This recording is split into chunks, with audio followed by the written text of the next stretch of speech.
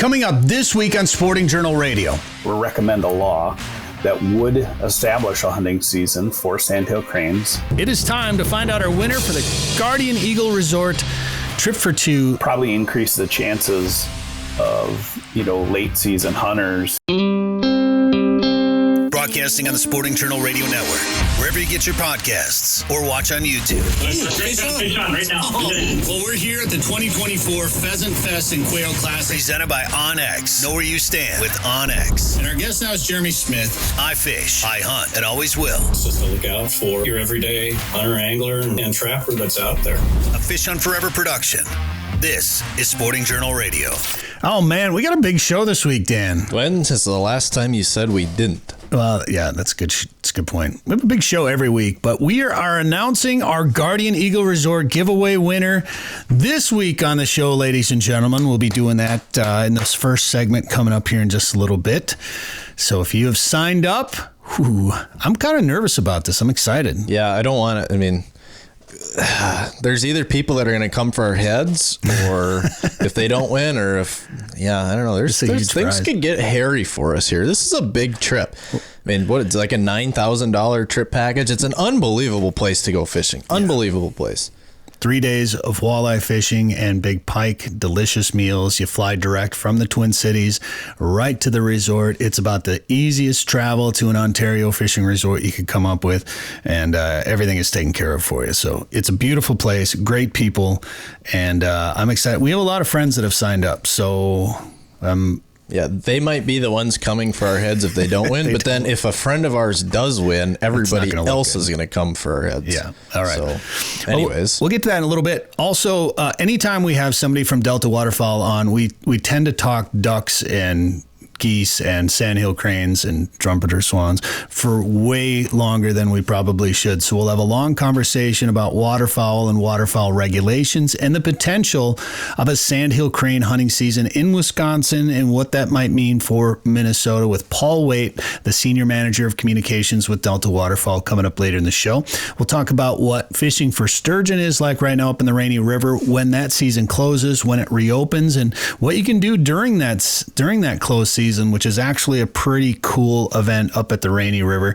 All those details coming up here in a little bit. And there's some legislative talk about shotgun zone in Minnesota, what might happen to that, crossbows and more. But first, Dan, who are this week's sponsors? This week, we have Lake of the Woods Tourism. Lake of the Woods is the walleye capital. Plan a trip for this open water season, maybe fishing opener at lakeofthewoodsmn.com. OnX Hunt, see private land boundaries, offline maps, and more. Take 20% off a new membership with code SJR20. Haybell Heights Campground and Resort. Fish Devils Lake this summer. Learn more at haybellheights.com. Tasman Lake Lodge. Catch world record lake trout and giant pike at Saskatchewan's Tasman Lake. Learn more at tasmanlake.com. Prairie Sportsman, we have another new episode coming this Sunday. You can watch episodes anytime at the Prairie Sportsman YouTube channel. And Guardian Eagle Resort, such a cool place. Plan a trip for this summer to the Ontario waters of Guardian Eagle Resort. You can fly directly from the Twin Cities and Anoka County Blaine Airport. Learn more at guardianeagle.com. All right, it is time for headlines, ladies and gentlemen.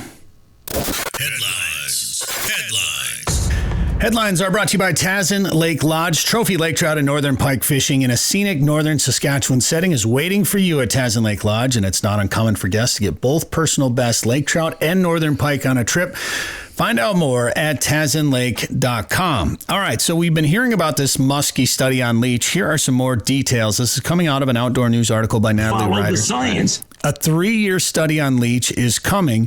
Minfish is a big driver of this as well, along with, I think, Bemidji State, maybe? Well, they're going to be the ones doing it. Yeah. It was Minfish's idea, and I think they got a hold of the university and said, hey, can you do this? Because they have a great wildlife biology program and aquatic biology program. Ideally, researchers will tag at least 30 muskies. Now, 10 will be when the DNR is doing its egg take in May, 10 that are in deep open water in the summer, and then 10 that are located shallow or near shore. Once the muskies are fitted with tags, the students and the professor from BSU will go out to the lake with telemetry equipment to download some data from these tag muskies. They'll figure out where they're going, what they're doing, if they're still alive. The study is intended to uncover habits and movement data of muskies that aren't fully known. Good research. Legislators have met and discussed outdoor-related bills, including crossbows, the shotgun-only zone, allowing 6-year-olds to start accruing preference points for bear hunting, and more. It looks like, Dan, we're getting closer and closer to eliminating the shotgun zone in Minnesota. We've said that every year. It's a matter of time before it happens. And every year, someone will message you or I, and, well, have you heard anything about this? Well, yeah, we've heard something about it, that it might happen. Well, do you think it's really going to happen this year? I have no idea. And so I don't know what you know this year, but once again, I have no idea. I wouldn't mind seeing it. It would allow me to, well, I do have the ability to hunt the shotgun zone, but I don't like just taking my shotgun out and trying to shoot a deer with it. But I don't want to buy a slug barrel. I don't, for a 7-day season, it would end up being for me because I already hunt opening weekend in the rifle zone. So I just rather hunt with my rifle. Or that's why a lot of people have been hunting with muzzleloaders. Which is great. But again, I just don't want to go buy another. I just want to hunt with my rifle, and that's me being selfish and picky. So, and as we've said before, when I asked the DNR about this, this is 5-6 years ago when they talked about eliminating the shotgun zone. I said, well, I always thought it was because it was safety, because it's flatter and more open down here in the south. They said, well, no, it's more about making it harder to kill deer. Yeah. So safety is not really the concern when it comes to using rifles. And yet you've already got muzzleloaders being used, and then AR pistols have become a big thing now. Yeah. So it's like, all right. So if any of these things matter to you and you want to see them laws changed, get a hold of your reps. Contact them and tell them how you feel. That's how you affect change. It looks like crossbows will stay the same. That sunset clause on crossbows being able to be used by everybody through the entire archery season may not be a change on that. I did contact my representative. I never heard back. Shocker.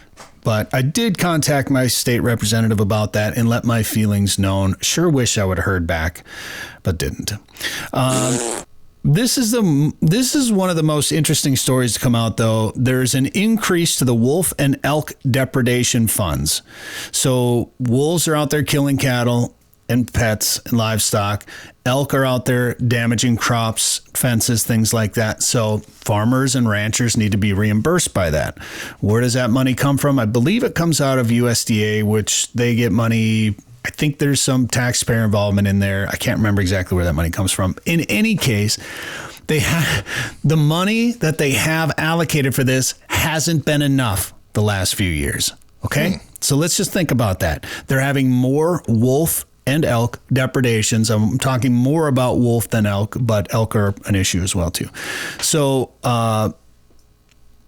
they are going to increase the wolf damage compensation fund to $293,000 annually from, I believe it was $175,000. So over $100,000 a year. And then elk, they'll increase to $280,000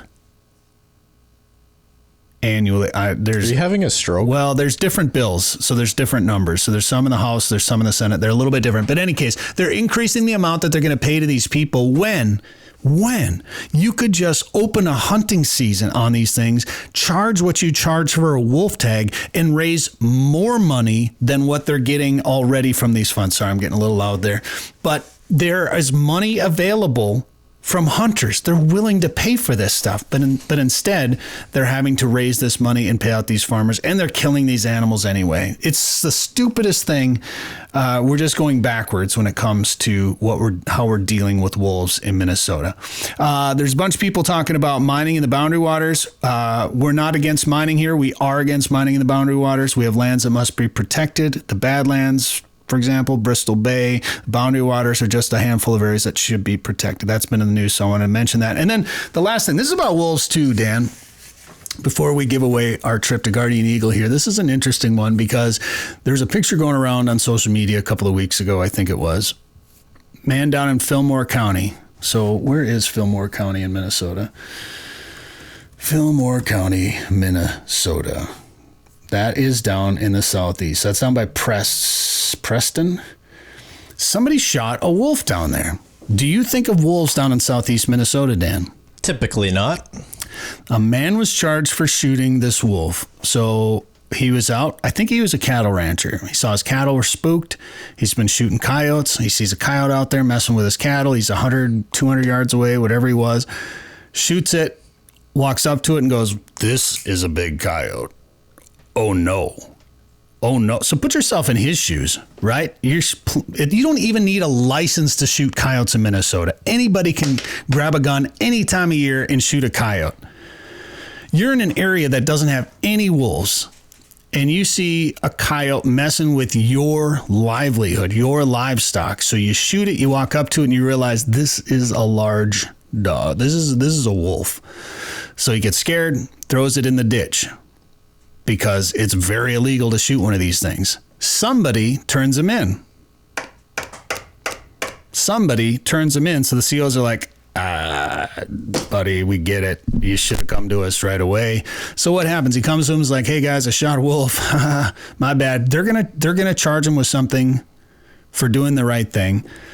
So they have to charge him with something. He does get charged with, he was cited. He was cited only for taking and possessing wild animals illegally. He actually got off pretty easy. That is an absolute slap on the wrist compared to what he could have gotten. The citation was for a petty misdemeanor and resulted in a subsequent conviction. According to Minnesota court records, DNR opted not to confiscate the firearm used in the incident or press further charges because they suspect that he did not intend to shoot the wolf, which he obviously didn't. All right, we got to move on. Waterfowl talk. In fact, we're going to talk a little bit about more about depredation from Sandhill Cranes and the amount of money that's involved in the depredation for crops from Sandhill Cranes in Wisconsin. It's way more than I thought it was going to be. So Paul Waite is going to tell us about that. Coming up later in the show, Joe Henry will talk sturgeon. We've got a brand new Prairie Sportsman coming up this week too. We visit Relevant in Finlayson, Minnesota, and learn a little bit more about the technology that is used to make their sunglasses. Could you just not afford vowels? On the next Prairie Sportsman, we head to Finlayson to meet Norm Kester of Relevant, a company that's reinventing the way we see and are seen in the outdoors. The duck's not going to tell us, yeah, I see you. Next, we're in Morris to learn about researchers' efforts to reduce the carbon footprint on the farm. It's necessary. We need to do this. Finally, we look into the continuing battle with Minnesota's aquatic invasive species. It looks like it's not. All right, one other thing you should check for, that, by the way, is out Sunday night on Pioneer PBS, and then you can watch it on TPT Life, I believe, the following week, Lakeland PBS, all the PBS stations around the region carry that, or go to the Prairie Sportsman YouTube channel. You should subscribe to that as well. And while you're there, subscribe to the Fish Hunt Forever YouTube channel, where you can see our new video from the Rainy River in the SJR 500. Nice.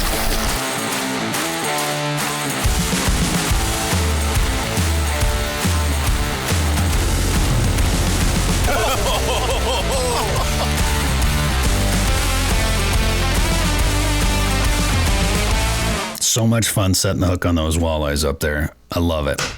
All right, the moment you've all been waiting for, ladies and gentlemen. It is time to find out our winner for the Guardian Eagle Resort Trip for Two fishing giveaway. It's 2 people, 3 days of fishing, flights, round trip out of the Anoka County Airport in Blaine. And we are going to draw from, we had a lot of people sign up for this contest. Thank you very much for signing up. That's all you had to do is put your email in. We are picking a random winner right now. Let's get that drum roll one more time, ladies and gentlemen. Ben Klein is our winner. Ben Klein, congratulations. Let's go. Ben, do you know who Ben is? No idea. Not a clue. What was that music? Petey Pablo. Oh, I don't know what that is. Yes, you do. Tony Crotty's so proud. Oh, that's the North Carolina? Is that what you're saying? Yeah, it's for celebrating. Take your shirt off and spin it around your head like a helicopter. Okay. Well, anyway. That's what Ben Klein's doing right now because he's so excited to be going to Guardian Eagle Resort, and I don't blame him. I would be too, man. You're going to absolutely love it. Maybe we'll try to get Ben on next week to talk to him about it and find out who he's going to be bringing on this Trip for Two. Who he is. To Guardian Eagle Resort. GuardianEagle.com is the website. You can find out more information about them or see our video again on the Fish Hunt Forever YouTube channel. Congratulations, Ben. All right, we'll talk sturgeon when we come back on Sporting Journal Radio. Sick of eating tagged soup? It's time to own your odds this fall with OnX Hunt, the GPS hunting app trusted by millions of hunters. Now you'll have access to nationwide public and private land ownership information, waypoints, optimal win for each stand, tracks, and much more. all at your fingertips. Go to onxmaps.com/hunt and use code SJR20 at checkout to receive 20% off your membership. That's code SJR20.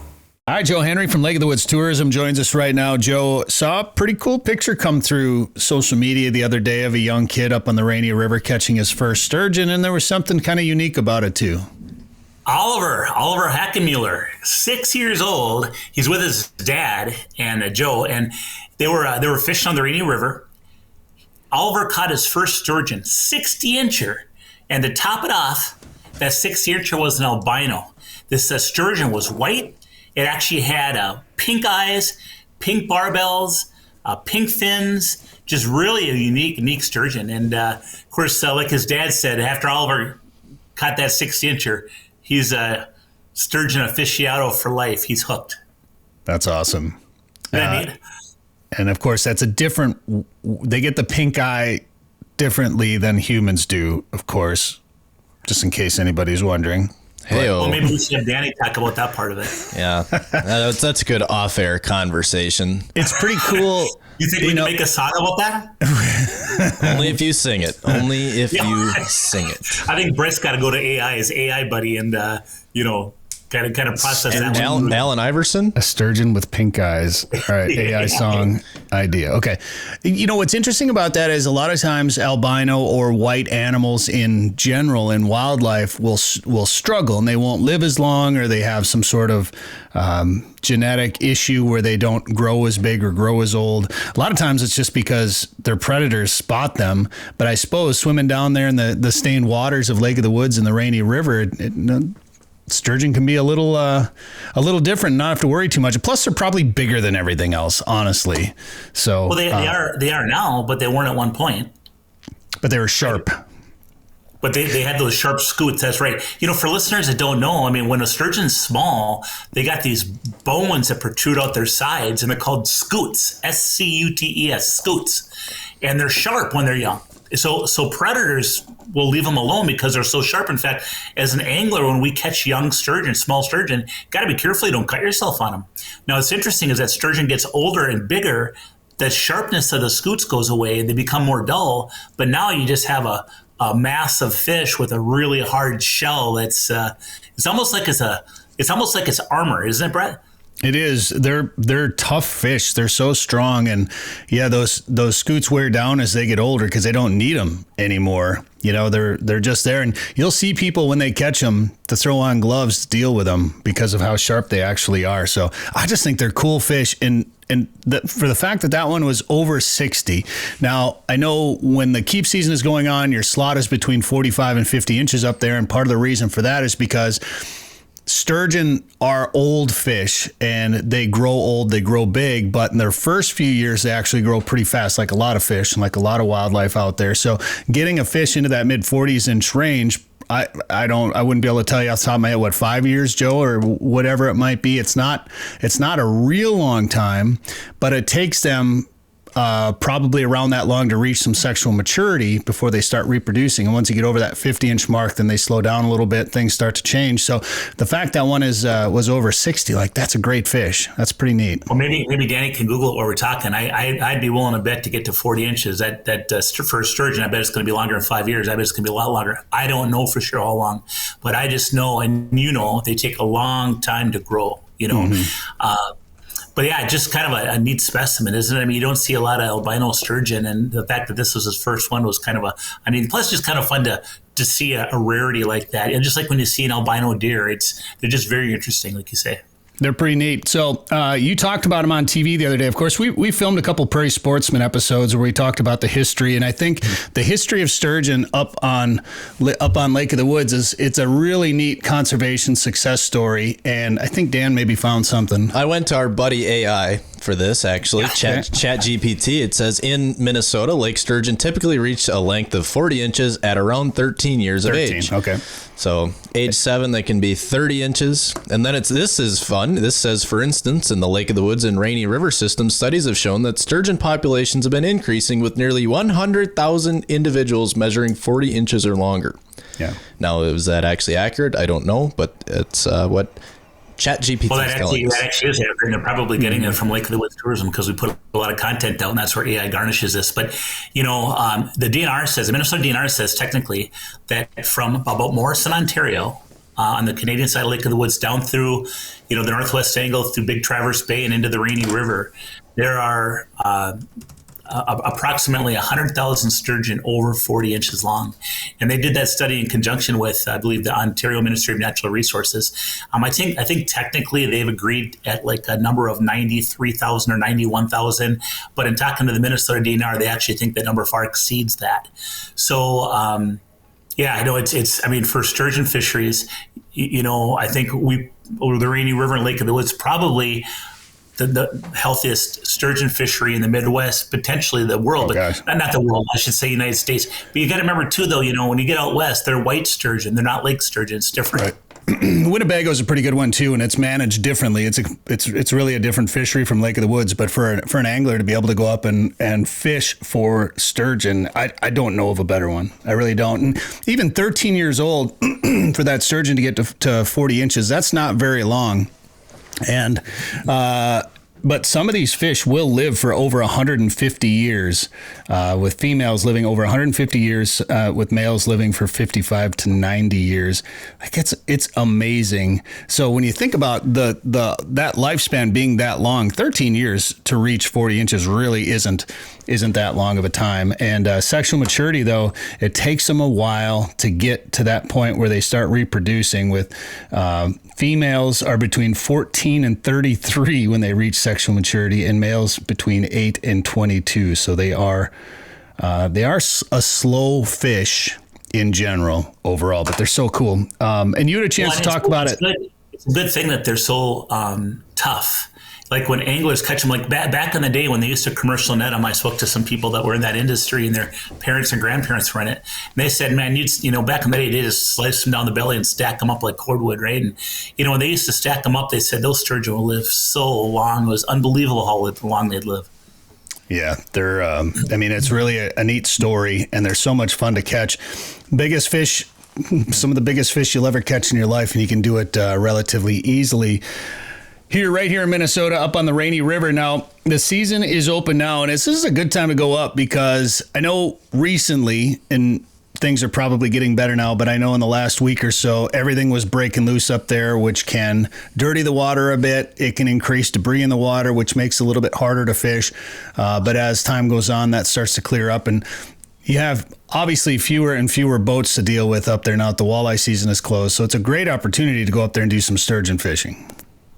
Well, and the good thing about it is too, you might have some of the feeder streams breaking loose here and there, and you got a little debris coming down. It's usually not something you can't deal with, and you can also fish different stretches of the river that will be better. And the other thing is with the water getting a little bit dirtier when some of the forks break loose, the big fork, little fork, that sort of thing. Sturgeon are they feed by scent, and you'll catch sturgeon in dirty water. You can, and it happens all the time. Walleyes are a different deal. If it was walleye fishing you're after, which you can't do now until May 10th, the opener, but that'd be a whole different deal when the water gets dirty. But with sturgeon, you can still get out there and get them, and it's one of the saving graces of this time of year. One thing that's pretty neat to see too, because when does the sturgeon season close again, Joe?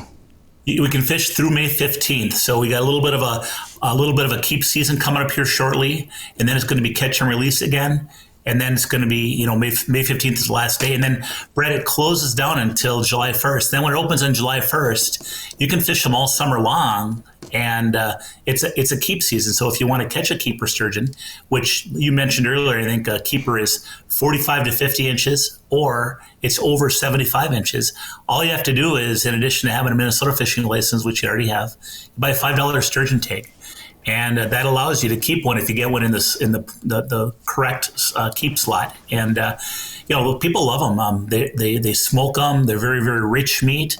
The DNR says there's more than enough sturgeon to be keeping some of these fish, and for what they allocate each year, it never gets touched because most people are catch and release. There's so many sturgeon in there. It's insane. And yeah, most people are catch and release, but keeping one here and there. When we filmed an episode of Prairie Sportsman with the Royal Dutchman when we were up there a few weeks back, they had some smoked sturgeon and crackers on the boat for us, on the warship for us. Yeah, on the warship. It was delicious. So, yeah, for listeners who don't follow Kevin Heinrich of the Royal Dutchman Hotel, he is a sturgeon freak, and he's got a very unique way of putting out Facebook posts, the way he writes and stuff. I mean, he talks about he's the Dutchman, his wife's the Duchess, his son is Humpty, his pontoon he fishes in is the warship.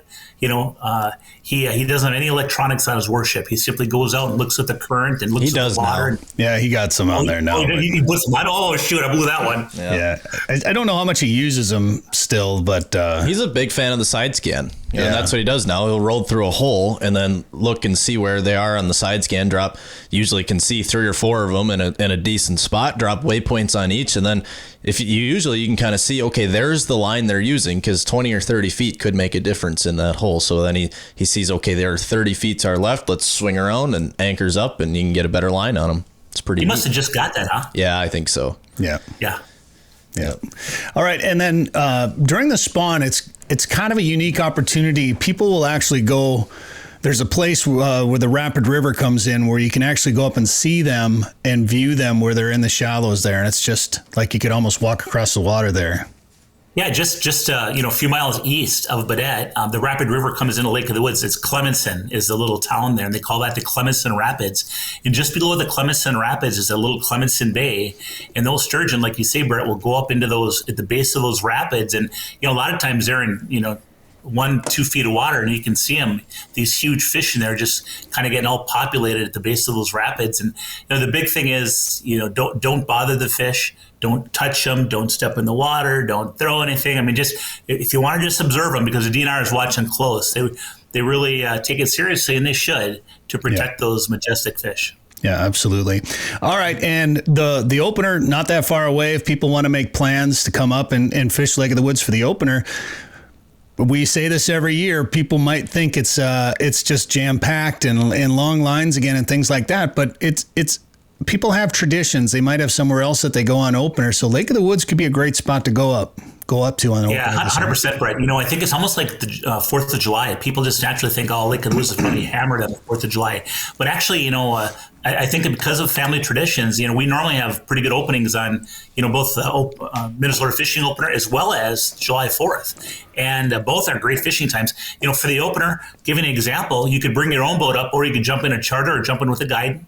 All are possible, but bringing your own boat up, there'll be fish left over in the river, so it's small water. At the same time, 4 Mile Bay will have fish, and then a lot of the fish along that south shore or up at the northwest angle are going to be just off those shoreline breaks. They're not going to be out real far.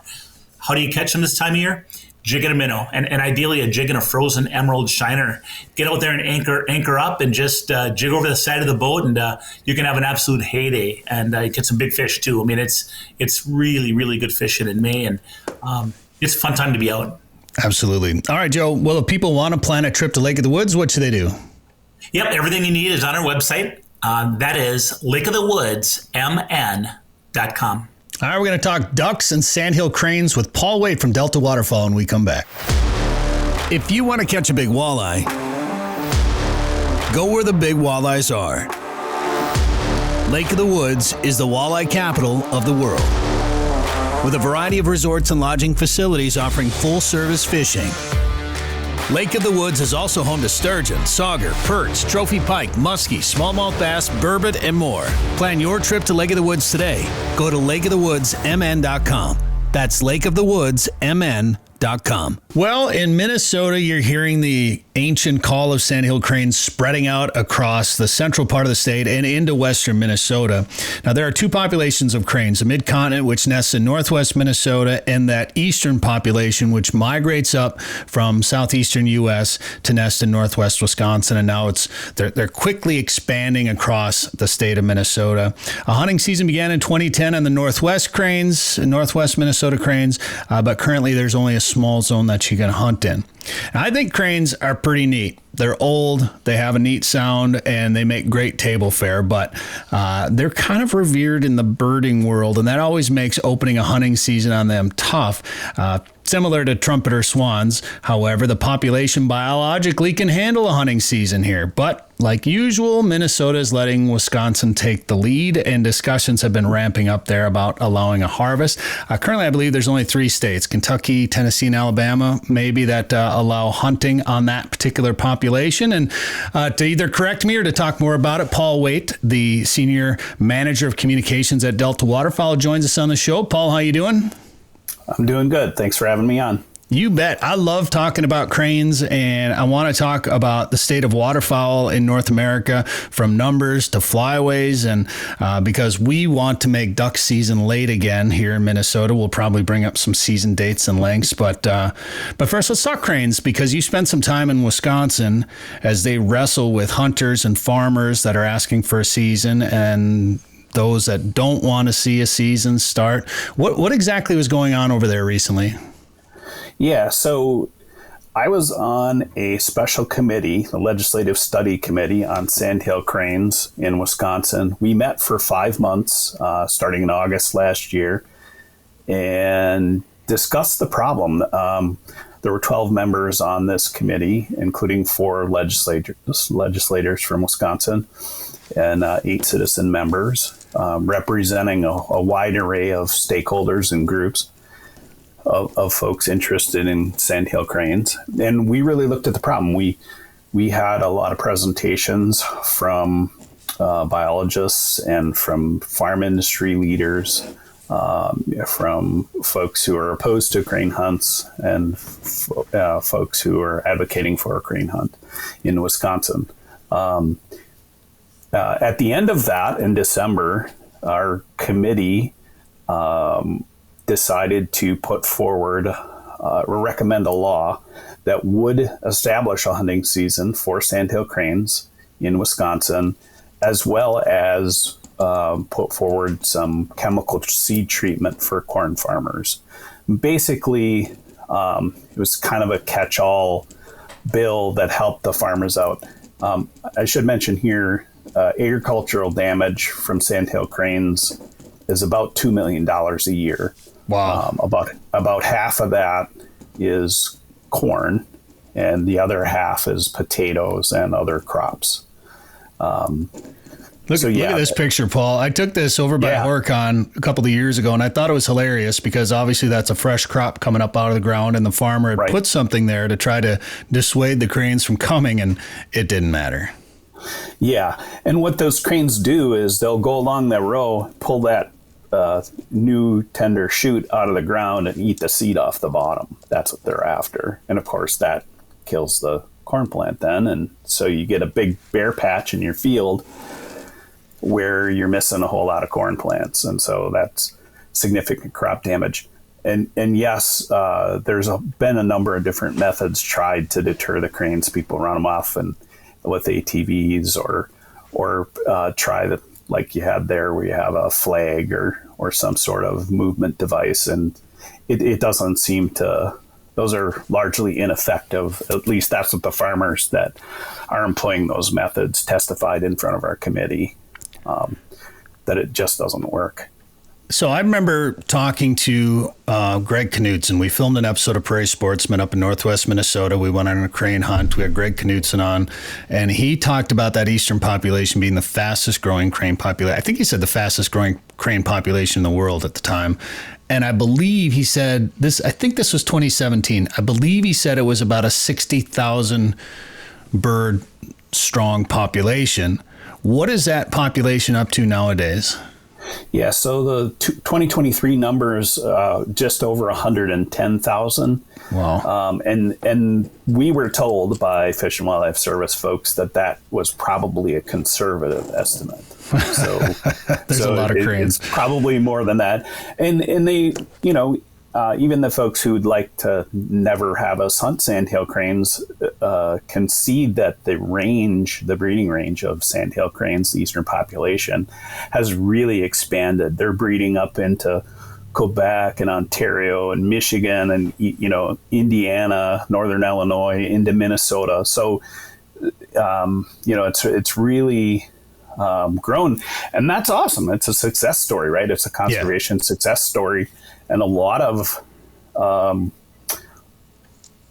we as hunters can certainly take some credit for that. It's our dollars that helped put that habitat on the landscape and help manage the population to come back in the manner that it has. Yeah, I love it. I mean, and I'm selfishly, because I enjoy hunting them too.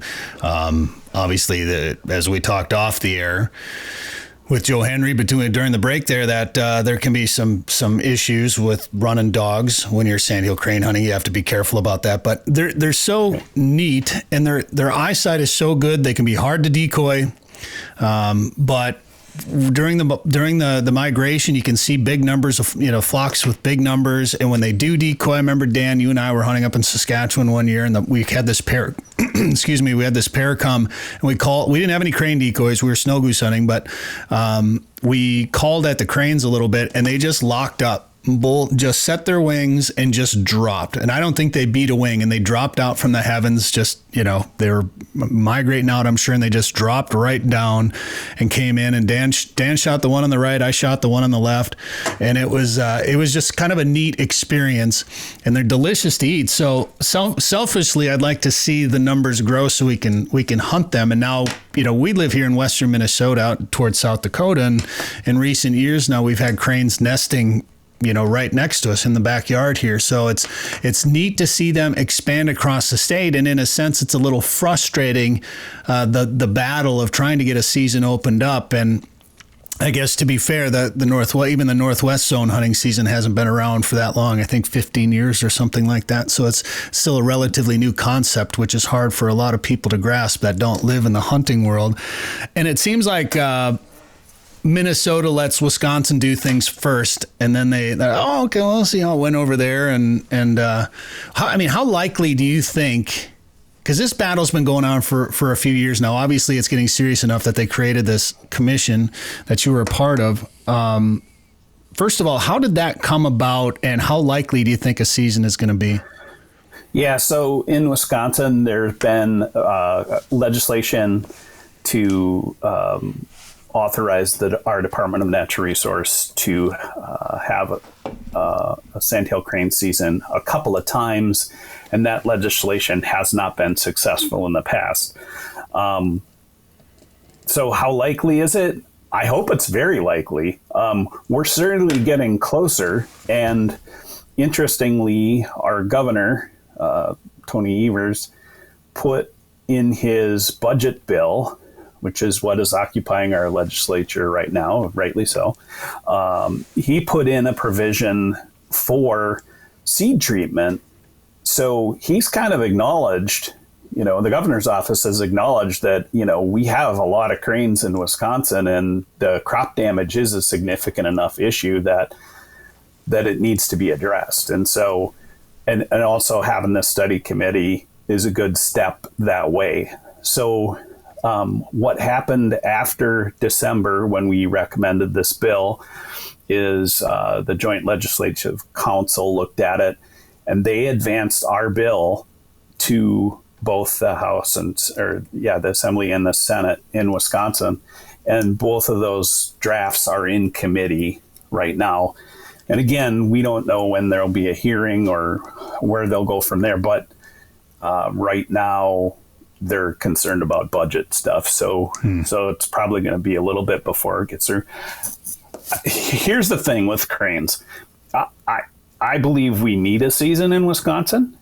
I think we're eventually going to have a limited tag season, which is what this law that we put forward proposes. And, that'll give some relief to agricultural concerns. And I think it'll be like mourning doves back in 2002 when Wisconsin had a season for that. There were a lot of people that were making passionate, emotional arguments against that. And once we got the season, there was, it was crickets. There was nothing after that. So I think eventually we're going to get a season. I also do know that Ontario and Quebec are also looking at adding sandhill crane seasons. And just to back up for a second, one of the things you said before, we in North America have been hunting sandhill cranes for 63 years. So it's legal to hunt them in 17 states, 3 provinces, and also Mexico right now. So because Wisconsin doesn't have a sandhill crane hunting culture, it's a new thing for us. But not a new thing overall. It's not really a new thing overall. And I think the same thing is true in Minnesota. It's like, change is hard, right?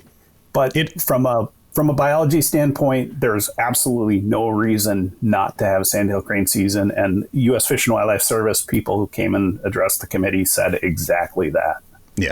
Yeah, for sure. And I think what I meant by that is it's relatively new for the people in Minnesota and Wisconsin for that matter, because as you know, I mean, there's a lot of people in Minnesota. If you went into the Twin Cities particularly and said, we have a hunting season on cranes in Minnesota, I think I bet 9 out of 10 people would say you're right.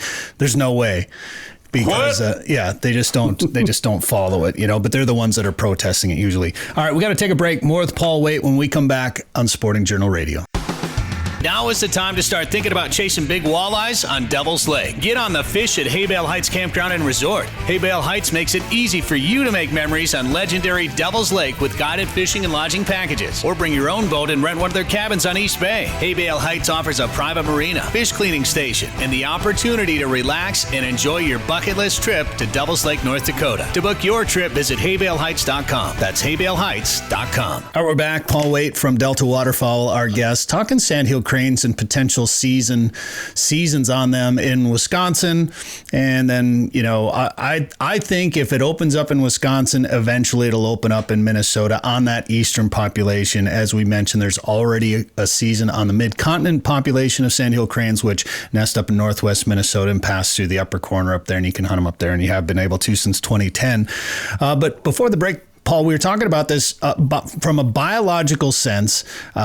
Obviously, the mid-continent population, which, again, I haven't heard recent numbers, but back in the day it was about 600,000 birds or something like that, and the easterns are now around that 110,000 number. So biologically, both of these populations can sustain a hunting season. It's a societal question. So how do you overcome that issue?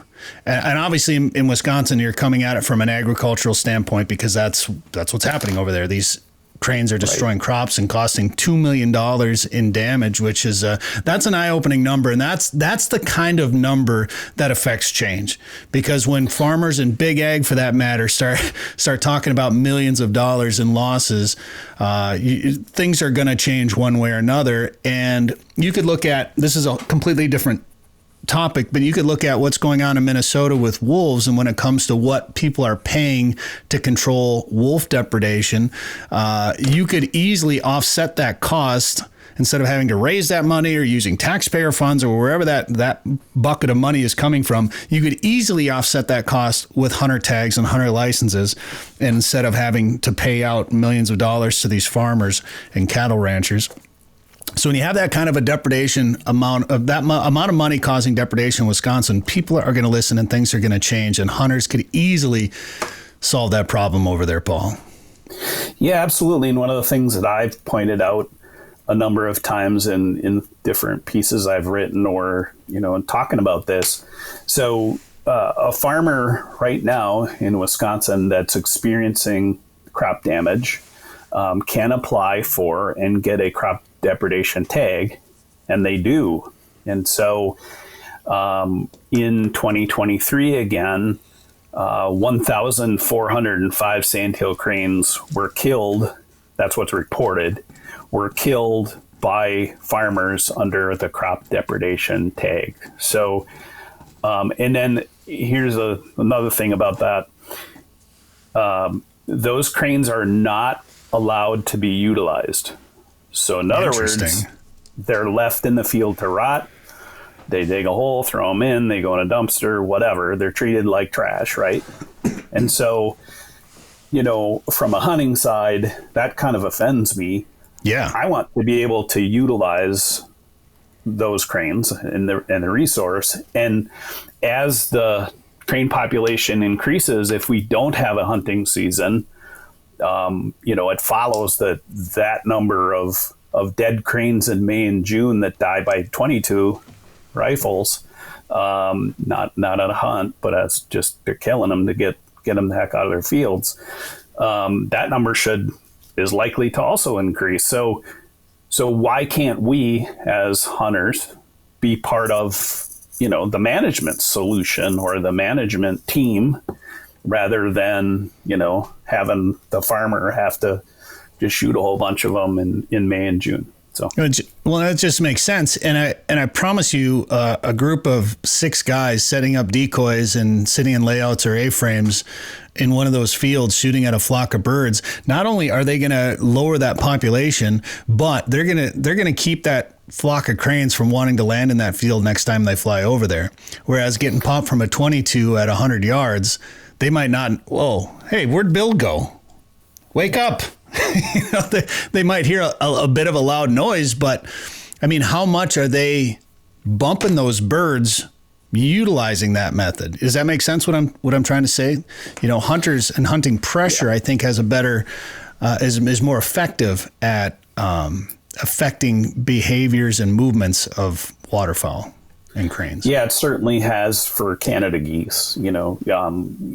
Since the early season Canada goose hunts have come in, it changes where those geese go and how much they're eating in those fields. And I think, this would have some of that same effect for sure. So it's interesting that you say that, Paul, because I've brought up Horicon a couple of times because I went over and filmed a spring video and a fall video over there at the marsh because I'd never been over there. I've always heard about Horicon. I thought it'd be really neat. So I went and saw the spring migration and then the fall migration and did some hunting on the marsh. And living out by Lac Parle, and you hear stories of around Rochester and Horicon and those old legendary staging grounds for Canada geese, and you go there now and there's a short time when some of those birds roll through, but it's not like it used to be. And why is that? In fact, I went to Horicon. What is Horicon known for, right? Canada geese. And I saw so many sandhill cranes and some whooping cranes, which was actually really cool while I was over there. But so many sandhill cranes and very few Canada geese that you have to wonder what changed. And this can maybe lead us into the next part of the conversation here. Is it hunting pressure around these staging areas? Is it extended seasons? Is it early seasons? Is it guide services that run, excuse me, is it guide services that run 20 clients a day shooting 3 to 5 birds a day each? Is it more ag getting grown in Canada that's bringing the birds down later? What do you think is changing some of these habits, these migrating birds these days? Yeah, kind of the wise guy answer is yes. But it's probably all of the things you just listed are a factor to some level, in some degree. The birds have redistributed, right? They're not necessarily in all of the same historic spots, and I think we're finding that with ducks a little bit too. But yeah, like you, I grew up in Wisconsin, still live here, and I've gone to Horicon and been part of the hunts in the fall when it was the heyday, when there were hundreds of thousands of geese that staged in Horicon Marsh in that area, and it was a spectacle. And it's not that now. But interestingly, we have probably as many geese now going through Wisconsin. They're just spread out differently. Yeah. Yeah. Yeah. And so, I mean, if you watch social media and you see some of the guys from down south, they would swear that ducks don't migrate down south anymore. What is changing? Is it, are they getting short stopped? Is it habitat changes? Are they coming down later? What do you think's going on? Yeah, so we at Delta Waterfowl, we're undertaking a new initiative called duck distribution, and so we're looking at all of those factors, and we've identified 5 key things, and those things real quickly: duck production, weather variability, changes in agriculture, changes in the refuges, and then also hunter expectations are kind of the 5 components of that. But honestly, if, I'm not a biologist, I just work with a lot of them. But, my opinion is the two of the very key factors here are the numbers of ducks, right? We're in a drought cycle right now. We're in a dry cycle, right? And the numbers, if you look at the surveys, and I report on these surveys all the time, and I have for a couple decades now.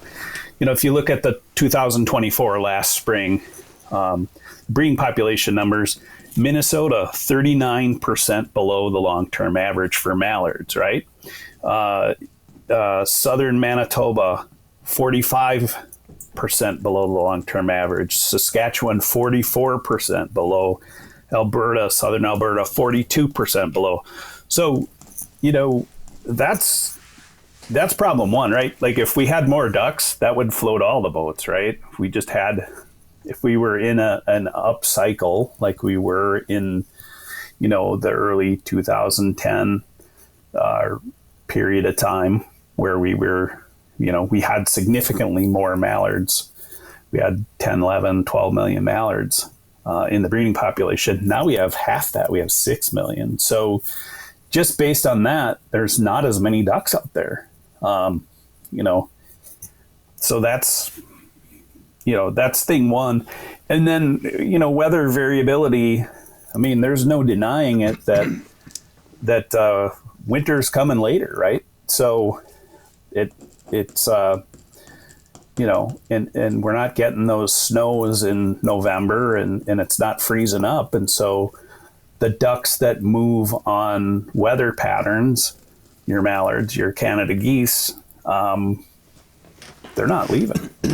So, that affects the hunting. And that's why you hear the hunters in Louisiana and Arkansas and other places in the South say, what's going on? And they come up with their own answers as to why it is and point fingers and do other things and conspiracy theories and all that. But the reality is we have fewer ducks, and yes, the weather is changing. There's different factors there. And also, in the South particularly, agriculture has changed. The way that they grow rice in the South has changed. And so that food resource isn't available and there for those ducks the way that it was. And so that creates, the ducks are going to go where the food is. They're going to go where they can eat well and not get shot at too. That's the other part is, hunting pressure. That affects bird behavior for sure. Paul Waite is our guest. For our radio listeners, we're going to go to the podcast portion of the show right now. So download this show on Spotify, Apple Podcasts, wherever you get your favorite podcasts, or go watch it on YouTube. Paul Waite, talking about duck distribution right now. And one of the reasons and I've been pushing for this for a number of years here, living in western Minnesota, and we're fortunate that we do have the Minnesota River over here, so we do have some water that stays open late, and we attract waterfowl a little bit later than some other areas in the state here. And Dan's got a shirt on today representing make duck season late again. Let's go. Love it. I like it. We I argue with people on the internet because that's what everybody does these days, and I actually try not to argue. I try. You love it. If I engage, I usually try to have a civil discussion where I try to talk about facts. Not everybody is that civil, of course, on the internet these days. But when I do get into a discussion about it, people try to tell me, well, the majority of the migration happens in October.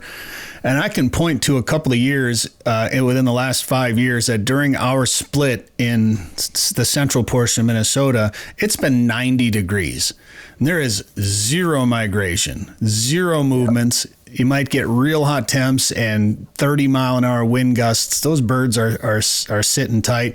You've got more grain that's being grown in Canada that isn't covered up by snow, so the birds are staying up north longer.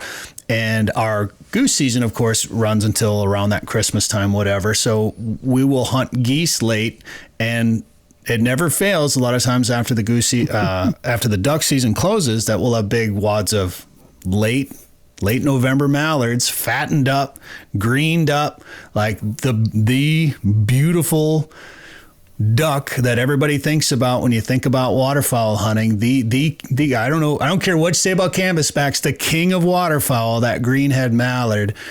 That's when they come. And like last year, I think I shot my first Minnesota mallard on the last day of the duck season. And other like northern Minnesota had some birds a little bit earlier last year, but where we're at, they usually come at the end. So we've pushed for, originally I wrote that article in Outdoor News, whatever it was now, 8-9 years ago, saying, let's have an early teal season so then we can push the regular season start back to early October.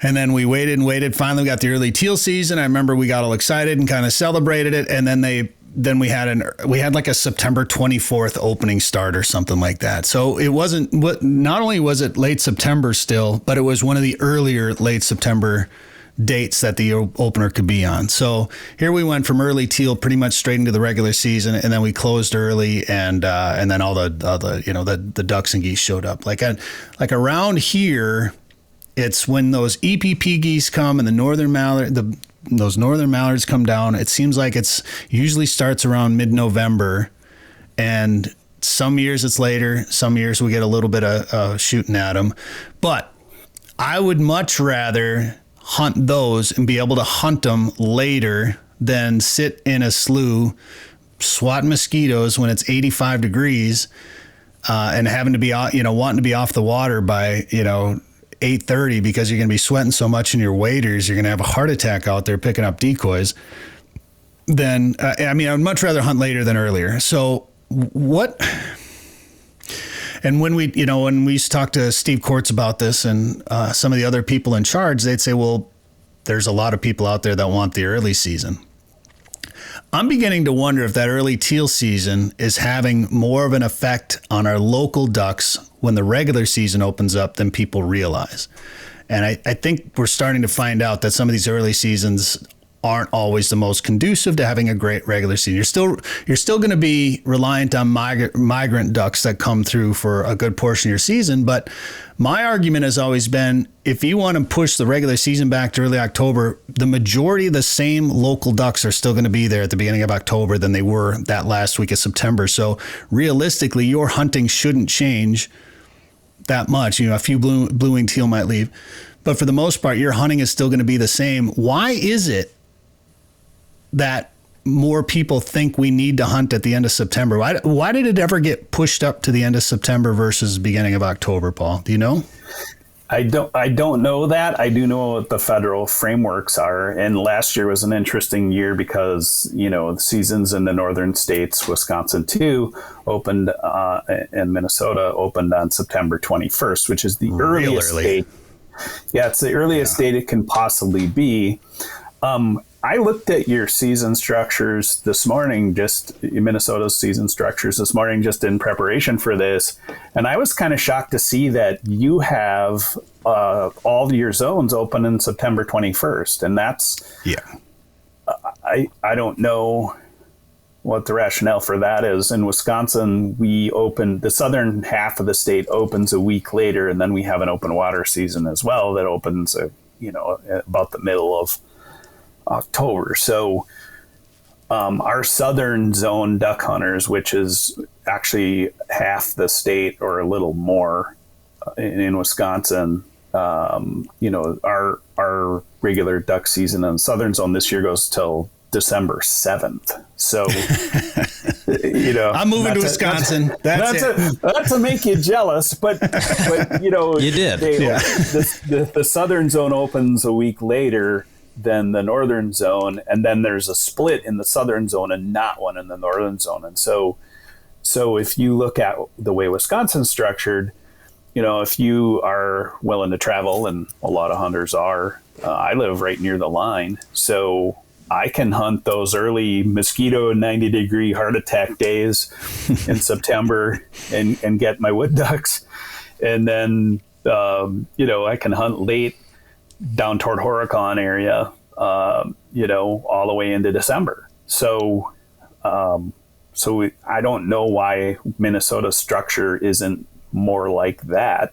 That would certainly probably increase the chances of late season hunters like yourself getting into the mallards and hitting those late ducks, that migration. So not only that, Paul, not only do we all open up at the same time, but what is it, 2 years now, I think they had splits. So the northern zone was 60 days continuous, the central zone was 5 days, and then a 5-day split, and then the remainder of our season. And the southern zone was open up on the same day, go 5 days or whatever it was, and then break for 10 days and then continue.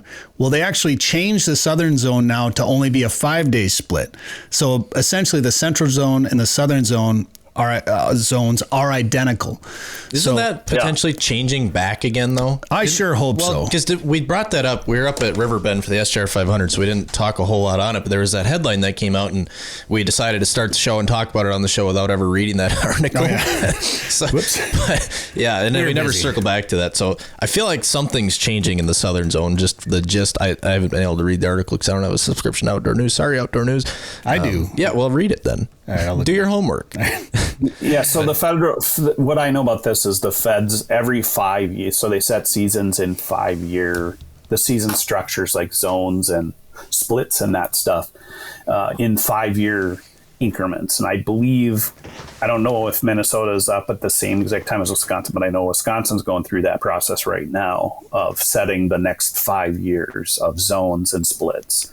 And so if Minnesota is similar, then you probably have an opportunity to make your voice heard and advocate for some changes there in your season structure. And I don't understand it either, why you would have two zones with the exact same dates. Yeah. I don't know how that makes a lot of sense. It came out of a survey, and as I tell people constantly on this show, if you see the opportunity to fill out a survey, fill it out, because the people that are, it's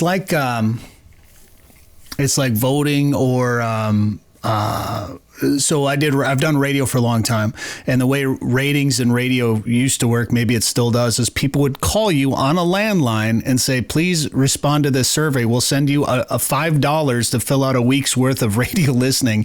It was the worst way to determine ratings. Like, it was absolutely ridiculous. It's like $1 an hour. Yeah, but it was the only thing we had. And who answers the phone during the day from a telemarketer and then agrees to fill out a week's worth of radio listening diary for $5? It was old people, or I should say older people that maybe didn't work with. It was not a great sample.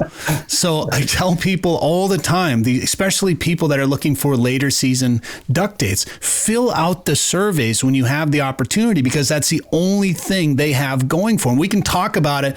We can extend this show by hours and talk about it over and over again, but without them getting the survey data, it's real hard for them to make changes, because as you know, Paul, changing any sort of regulation, particularly with at the flyaway level, requires an act of God, I think, at times. So getting changes made, they need to have the research and data for it. And I found the article from Outdoor News here. I would say between us, and I know Peter Krogh has started up a Facebook group for late season duck hunting in Minnesota. So there's obviously more and more people starting to get vocal about this. But a Minnesota DNR, this is from Outdoor News. Let's see if there's There's a Tori McCormick wrote this. A Minnesota DNR proposal that would increase late season duck hunting opportunities in the state's South Zone this fall is pending approval by the DNR Commissioner's Office. So, Sarah, hope you're listening. Probably not. She loves our show. Under the proposal, the 2025 60-day duck season in the South Zone would run from September 27th, so they'd have the same opener still, but there would be a 12-day split. So it would run through October 5th, then close for 12 days, then continue from October 18th through December 7th. So that would allow some of the southern hunters later hunting, but the North Zone would open September 27, be continuous for 60 days, while the Central Zone would be the same, September 27, then close for 5 days. And then we'd be open through November 30th. So November 30th isn't terrible. That's not bad.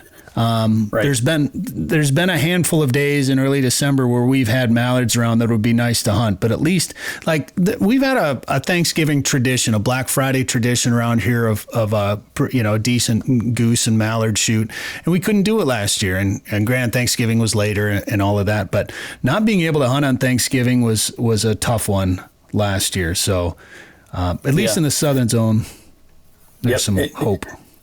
Just to go back to what you said, it's never been easier in history, in my opinion, to make your voice heard. Like, you used to have to go to a meeting or, like you said, mail something in. Now you pop online or on your phone and you can take a survey and put your opinion across about these things in literally a couple of minutes time. And so there's really no excuse not to do it if you're interested. And, you're a stakeholder in it if you're hunting waterfowl. So the other thing too, other point that came to my mind as you were talking through those dates, Bret, was that, we've got a whole generation of folks who've never known anything other than a 60-day duck season in the Mississippi Flyway. I'm a little bit older.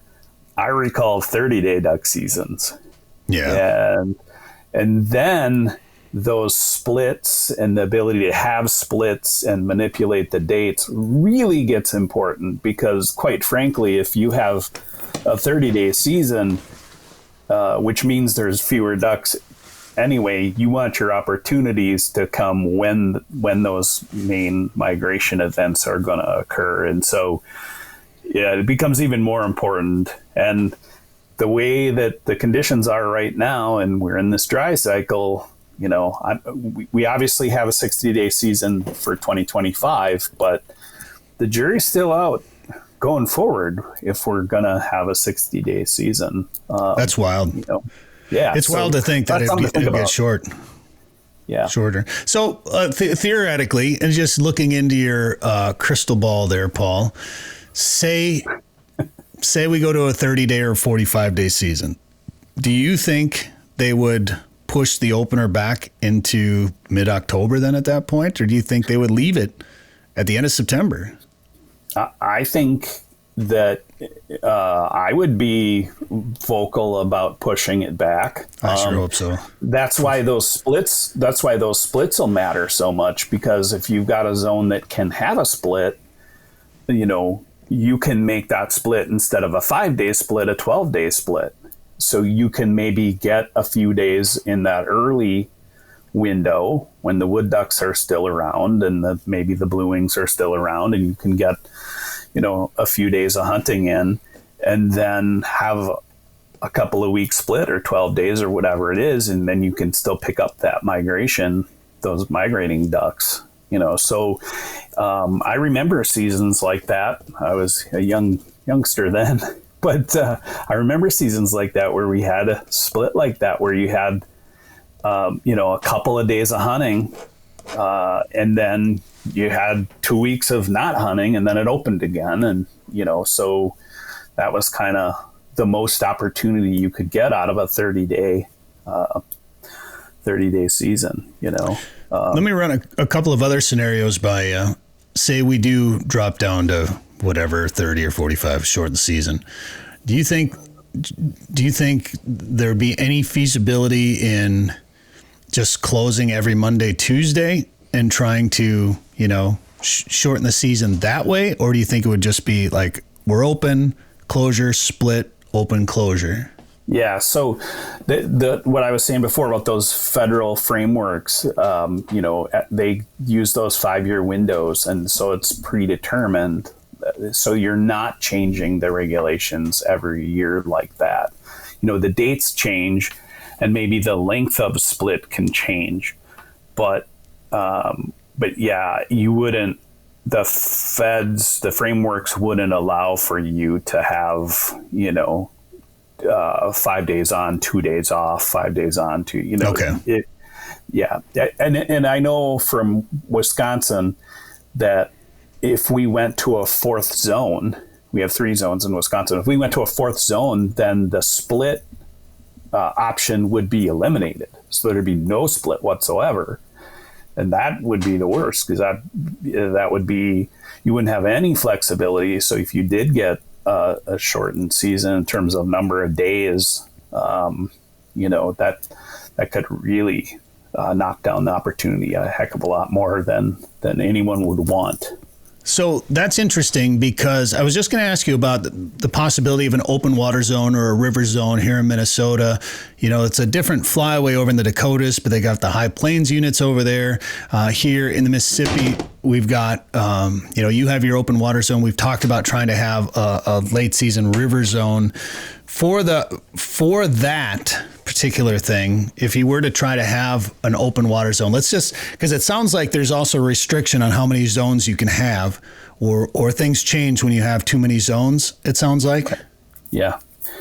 My understanding is from Taylor Finger, he's Wisconsin's waterfowl ecologist, or migratory bird guy, is that if we went to a fourth zone, we would lose the ability to have splits. So we can have 4 zones, no splits, or we can have the 3 zone like we have now with some split options. And so that's what we've had in Wisconsin. So our open water zone is Green Bay and Lake Michigan, and it's really designed for layout hunters. Sure. I don't know. We used to have a Mississippi River zone, and right now there's some people fretting about that. But that switched over to having an open water zone, because the Mississippi River zone dates were very, very similar, if not identical, to the southern zone in Wisconsin. So they kind of rolled those two together and then created this open water zone. That makes sense. So I don't know what an open water zone would look like in Minnesota. Right. And that's the hard part, I suppose, is determining where it would be. But you have between the Minnesota or the Mississippi, right. I suppose that's mainly where it would be. And it's funny, you talk to hunters in the northern zone, and most of them are like, we don't want to change it. We freeze up early.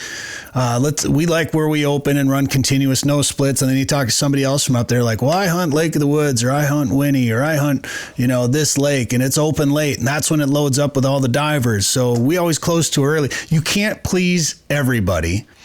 It's so hard, but there's been one option, and I don't know how easy this would be, but this Facebook group that Peter started that I mentioned earlier, they're floating an idea of 2 licenses for your 60-day season, and maybe the feds wouldn't allow this, but you can either have the early 60-day option or the late 60-day option, and you can buy a license and pick, I want the late one, and that starts, whatever it is, October 5th and runs through December 5th, or whatever the dates would be, or you can choose the earlier one.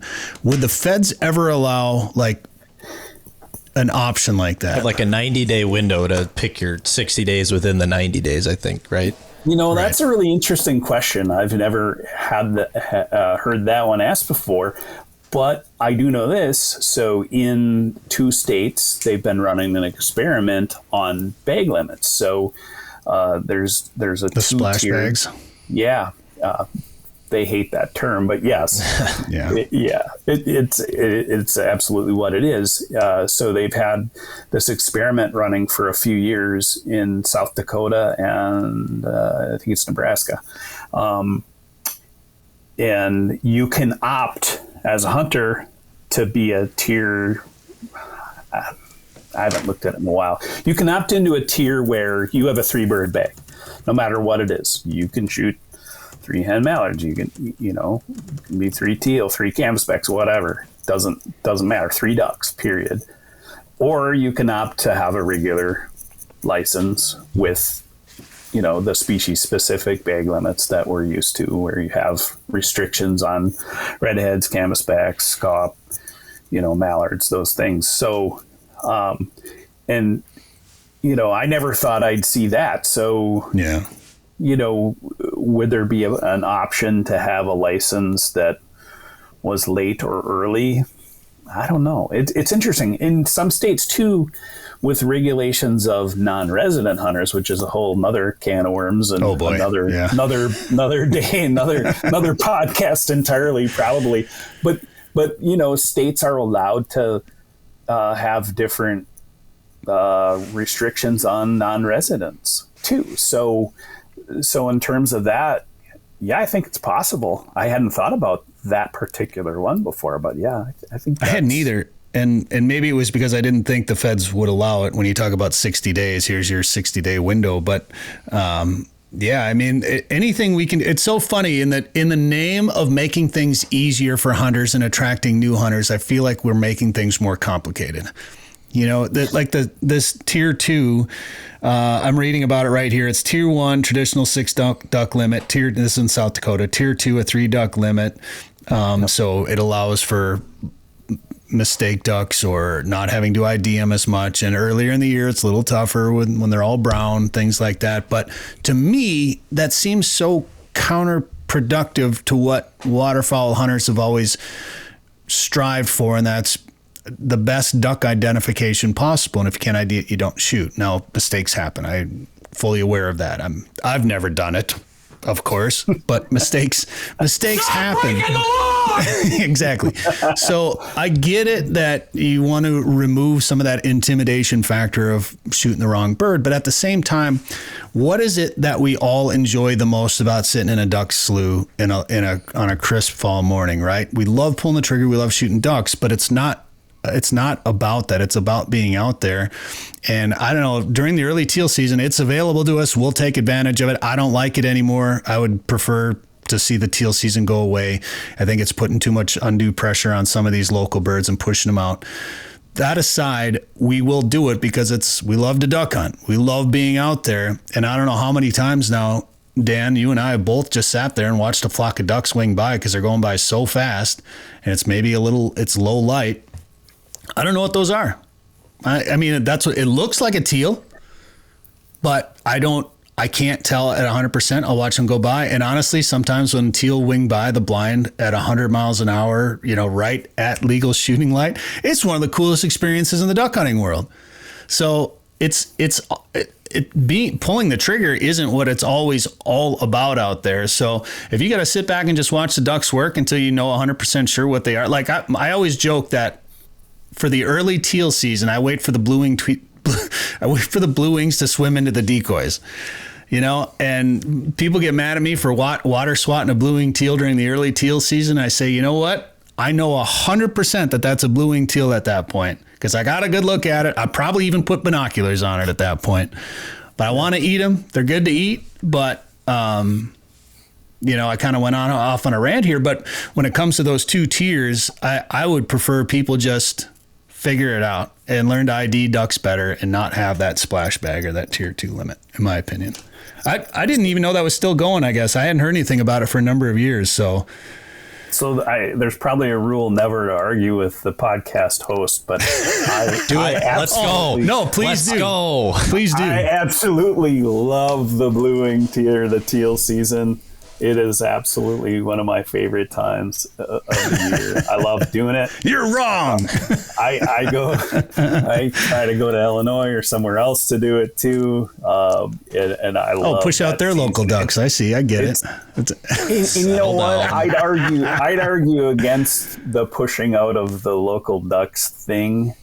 Here's why. Most of the years where the teal frequent, you got wood ducks around, but you don't have a lot of other species around. And Depends on where you're at, I guess. Yeah, and the amount of pressure, and I don't know what it's like in Minnesota as far as pressure on teal, if they're, if it's that popular. But I can tell you in Wisconsin,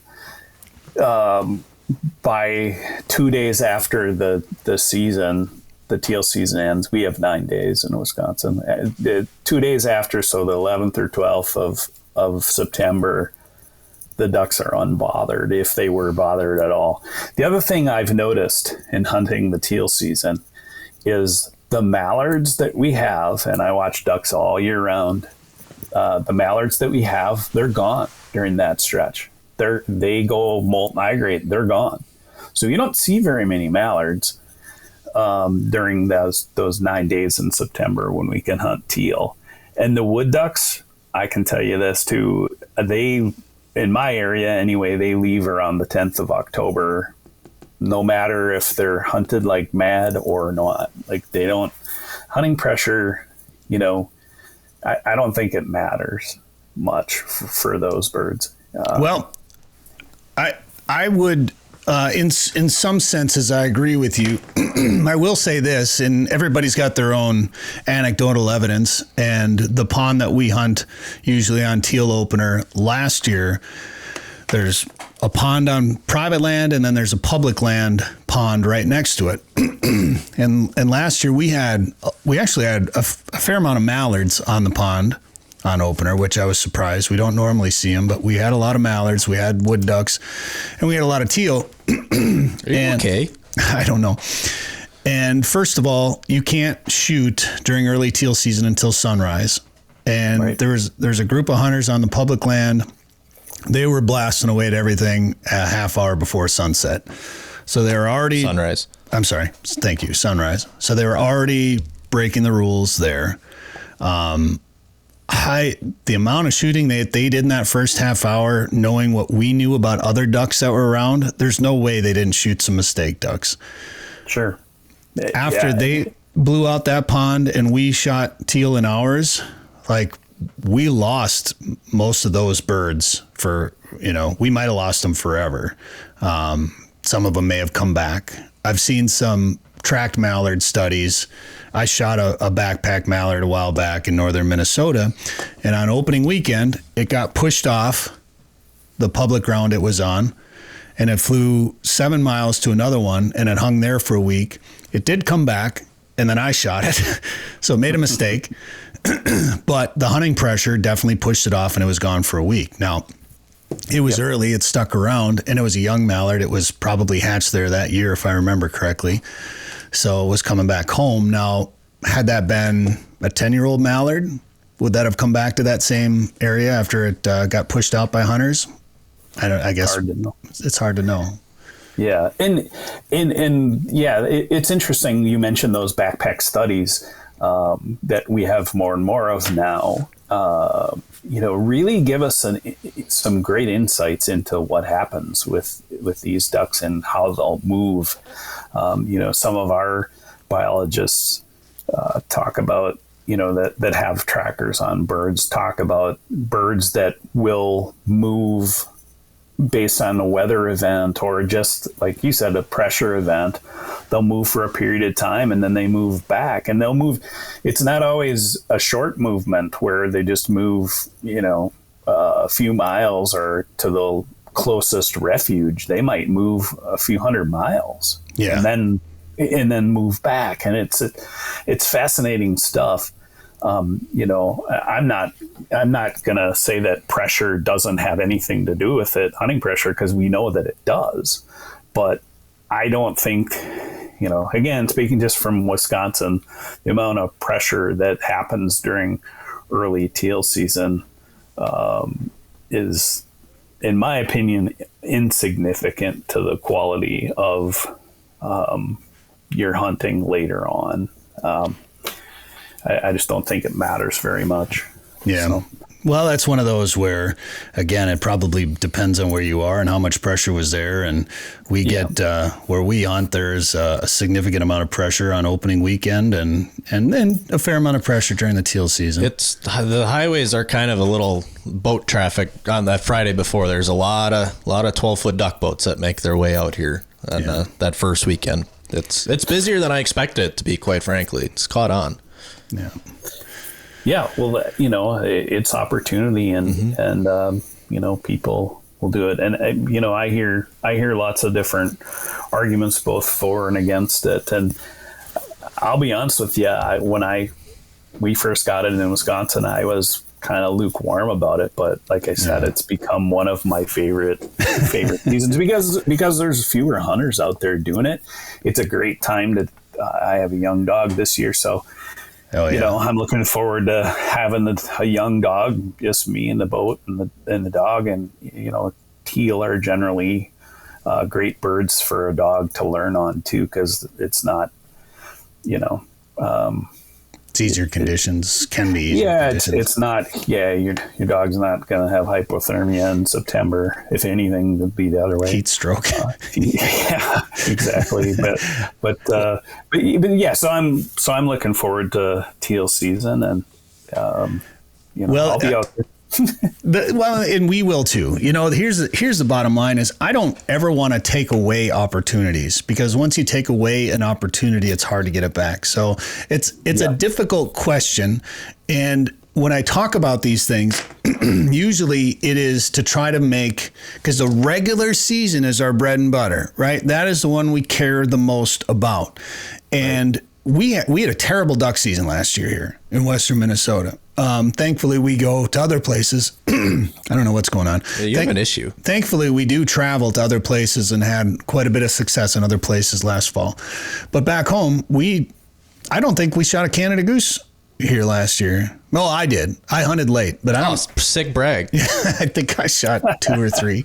But Dan, you didn't. In those days, you didn't come with. No. You didn't shoot one in Minnesota last year. No, and to be fair, I didn't hunt. I probably hunted the least amount. Goose hunted the least amount this year than I ever have. But we kind of got our fix in Canada, so then I decided I wanted to try to shoot whitetail instead. Yeah, because venison. I love Canada goose, eating Canada goose, but I do like venison more. And we had a lot of snow geese to eat. So. Yeah, to be fair, we did. That's become my priority is what do I want to eat? That's what I'm going to hunt. As much as I love just shooting geese too. It's fun. But we did spend a lot of time to have a Sandhill. Yes. Another reason to have a Sandhill Crane season right there. I'm all about it. And the teal season for that matter, because teal are also delicious. Yeah. But mallards are better. Yeah, that's the problem. Like I love eating teal, but if it comes down to take a drink every time Bret clears his throat. Early September teal or a late November mallard, I'm going to choose that mallard 100% of the time. And I feel like that's the crossroads that we're at right now. So anything we can do to make that regular season better is what I'm looking at. And we've discussed a lot of things that are going on, and it's not a simple answer, and it's not just one thing. It's obviously a combination of things. So trying to figure out the best way forward is it's always an interesting conversation, and then everybody's got different opinions on things. So it's hard to please everyone and find something that works for everyone, especially in Minnesota. People love to complain about the DNR here. Sometimes it's warranted, not always. So it's easy to point fingers and blame this and that. And then when they try to change something, then they're still not happy, it seems like. So I don't know. Let's just wrap this up, Paul, with the cranes. How likely do you see a Wisconsin season to be, and when do you think it would be? And do you think Minnesota would follow suit? Yep. So because of our legislative process, even if they pass the bill that we as a committee put forward, there wouldn't be a season for probably 2 more years. So 27 would probably be the very earliest we would get a Sandhill Crane season, which would be a limited tag season, a draw tag season. How likely is it? But if Sandhill Crane population is increasing 4% per year, at some point we're going to have a season, and I think we're almost there now. So I believe we are going to have a sandhill crane season at some point in the state of Wisconsin. Will it be this go around with the legislature and, the current governor that we have? I don't know. I would say probably 50-50 at best on that. But, like I said, there's so many of them and they're causing crop damage and problems. And, there's absolutely no reason not to have a season on them in Wisconsin. And then as far as Minnesota goes, I don't know how much influence it would have on Minnesota if Wisconsin had a season, but it sure in the heck wouldn't hurt, right? Yeah. So well, if Wisconsin does it in 27, Minnesota will probably do it in like 43 or something like that, probably. So. Will we be able to sports bet or shoot a sandhill crane and statewide in Minnesota first? Right. We don't know. How about this, Paul? Will Minnesota open a hunting season on the eastern population of cranes first or trumpeter swans? Oh. I would say because you already have a crane season in part of your state, you've got a much better chance of getting additional opportunities on sandhill cranes before there'd be a trumpeter swan. I've heard some rumblings about some data being collected in Minnesota on trumpeter swans and could be leading to some things down the road. Recently, I don't have anything hard evidence to share or whatever, just some rumors. But there are so many cranes or swans and cranes for that matter. But we driving up to Lake of the Woods and back a couple weeks ago, the amount of there may have been a handful of tundras maybe still hanging around, but the amount of trumpeter swans that we saw is compared to 10 years ago is astounding. And if I remember right, I believe our population goal was 500, and I think we're 30,000 or so in Minnesota. And to be fair, the swan recovery is an amazing conservation success story as well. I think it's great, but we have so many swans. It's crazy. So. Yeah. Same in Wisconsin. And you're right. It's a wonderful conservation success story. And so, we can be happy about that, no matter what you think about whether we should have a hunting season for them or not. But definitely Delta Waterfowl is, pushing for a sandhill crane season in Wisconsin. The opportunities there, the biology says absolutely there's no reason not to have a season. And it would be a great opportunity for folks in Wisconsin. And then we're not killing so many of them and leaving them rot in the field in May and June. Yeah. It's so simple. It's so simple. These birds are getting killed anyway and wasted. And so that depredation money, let me ask you this. Where does that money come from when farmers are paid for this? It's coming from the U.S. Department of Agriculture, right? And where are they getting the money?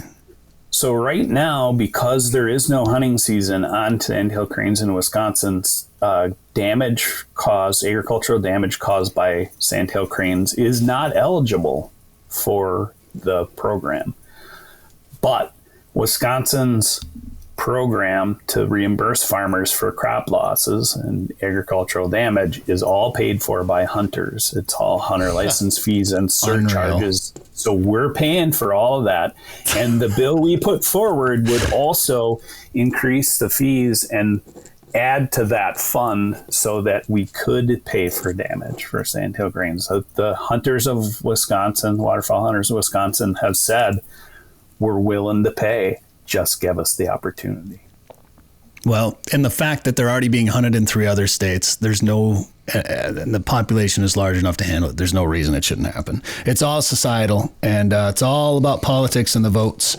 So talk to your representative. Tell them you want to see a hunting season on cranes where you live, and that's the only way to affect change. And then to have people like organizations like Delta Waterfowl out there doing what you're doing, become a member of Delta Waterfowl, support these organizations because they're the ones out there doing it. It's like Minfish here in Minnesota when they added a lobbyist. It was the smartest thing they could have done because that's the only way to get things done is to get in the ear of those politicians. And when you can start talking numbers like $2 million in damage, people start listening like that. Well, Paul, much like I tell John Devney all the time when he's on the show, I could sit and talk ducks and waterfowl with you for hours, but we should probably let you get back unless there's anything else that you wanted to mention. Hey, no, I really appreciate being on the show and letting you know a little bit about what Delta's up to. So. No, it's great. It's a great organization. Paul Waite, really appreciate the time today, and good work on the Crane Commission, or whatever you called it over there. The Crane. I'm just going to call it the Crane Committee. Whatever. I don't know what your name you had for it, but yeah, it was the Legislative Study Committee on Sandhill Cranes. Was the Crane Committee's more fun. The Crane Committee. It is the Crane Committee. Is that? Are you wrapped up with that, or will that continue at all? Or are you guys done with that then? Yeah. So we met for the final time in December, put forward the bill, and but Delta Waterfowl is still actively working with other partners to talk to our legislative representatives. And I was there last month, and we met with some legislators that are on the committees that currently have the bill. So we're not done by any stretch. We're still in there advocating for it and pushing forward to try to get Sandhill Crane Hunt in Wisconsin. Awesome. All right. Well, Paul, let's do some hunting this fall, and great. Keep up the good work, and thanks for the time today on the show. Appreciate it. Thank you. Sporting Journal Radio is a division of Macaba LLC. If you've got a question, comment, or story idea for us, send us an email. Go to sportingjournalradio.com. While you're there, you can learn how to advertise on the show and visit our store for hats, hoodies, coffee mugs, and more. Go to sportingjournalradio.com.